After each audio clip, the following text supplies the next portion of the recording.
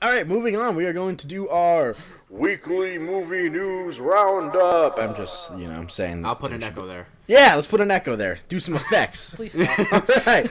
So, yeah, thanks for listening to the featured stories. Now we're just going to go into the sort of rest of the news. So, going right off that Wonder Woman news, the film has now passed Suicide Squad's worldwide total of somehow 745.6 million to become the second highest grossing film in the DCU.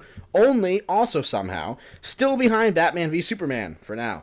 Warner Bros. Is reportedly shocked by the revelation that all they had to do to make money was make a good movie. Speaking of Suicide Squad, the sequel to my most hated film of 2016 is moving forward. THR is reporting that Warner Bros. Is pushing to start the film in start filming in mid 2018. This would point to the film being slated for a late 2019 or early 2020 release. Justice League hits theaters in November, and Ciaran, I think that's how you pronounce his name, Ciaran Hinds plays the main villain, Steppenwolf. Hinds recently spoke on the Michael Ball show, not to be confused with the Michael Bay show of the Transformers movies, where he confirmed that the performance was entirely motion capture based. This means that Steppenwolf will be 100% CGI, not too surprising, but this is where things get a little more interesting. We're used to the sort of Andy Serkis version of motion capture where the actor wears the suit and is on set acting as normal. Well, Hinds said that he never worked with the actors directly, and in fact, he never even met the cast of the movie. So, unless Steppenwolf meets any of the unless he doesn't meet any of the main characters in the film, I can't help but be worried that this might hurt some of the performances involved. So I guess we'll have to see. Right. Sticking with some Warner Brothers news here, Deadline's reporting that their conference at San Diego Comic-Con will be Saturday, July 22nd at 11 a.m. and showcase their films Justice League, Aquaman, Blade Runner 2049, Ready Player One, and the Lego Ninjago movie. Rumors are swirling, I cannot talk, that the conference may include an Aquaman teaser, new Justice League footage, and a potential release date for The Flash and other upcoming DCEU films. Disney's live-action adaptation of The Lion King continues to move forward with Jon Favreau at the helm. Well, now The Wrap is reporting that another member of the cast has been added. Last week, Tonight host John Oliver has been cast as Zazu, who was Simba's red-billed hornbill friend. That was the type of bird he was. Yep.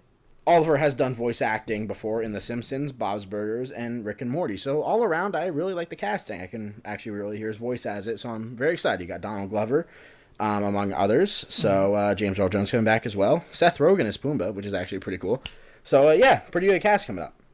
And moving on, although Pedro has yet to see it, Baby Driver is, at this point in time, my favorite film of the year. I think Brian agrees. Director Edgar Wright has never done a sequel, but he revealed on the Empire Spoiler Special podcast that Sony has approached him about doing a sequel. Wright said that he would consider doing a sequel to the film and even has ideas of where the story could go, and I am in. So some more sequel news here, as Will Ferrell was on What Happens Live to promote his failing film The House, where he told Andy Cohen that a sequel to 2008 Step Brothers has been discussed. Oh boy. But for right now, he wants to create new things. Might want to rethink that. Fantastic Beasts and Where to Find Them sequel has a new synopsis, as it was first reported by The Deadline. I won't read off the entire synopsis here, but it's pretty much exactly what you'd expect. Short version is Grindelwald has escaped and is winning other wizards over to his side.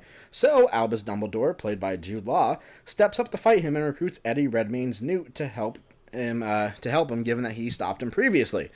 The film is slated to be released November 16th of 2018.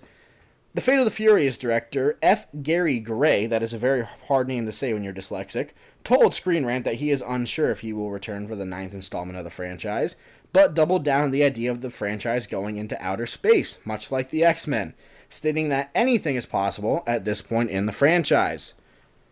Ridley Scott is apparently going to keep on trying to make another good Alien movie. In an interview with, oh boy, Owies Nostromo on Instagram, Scott was asked if Ellen Ripley could appear in any of the prequel sequels.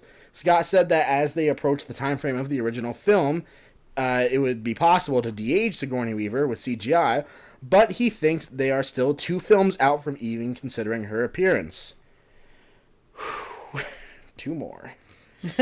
Speaking of Alien Covenant, 20th Century Fox released details of the film's Blu-ray release and special features. What's interesting to note is that the Blu-ray will apparently feature 12, that's right, 12 deleted and or extended scenes. There's no further word by the studio if these scenes will make the movie any better, because goddamn did I hate that fucking movie. You know, let's do a quick episode of Zach Stats here. You know what the difference between Suicide Squad and Alien Covenant is? 46% more on Rotten Tomatoes in favor of Covenant. 514.2 million more in worldwide gross in favor of Suicide Squad, and not much difference in quality. And that was this episode of Zach Stats, and that is all for the weekly news roundup this week.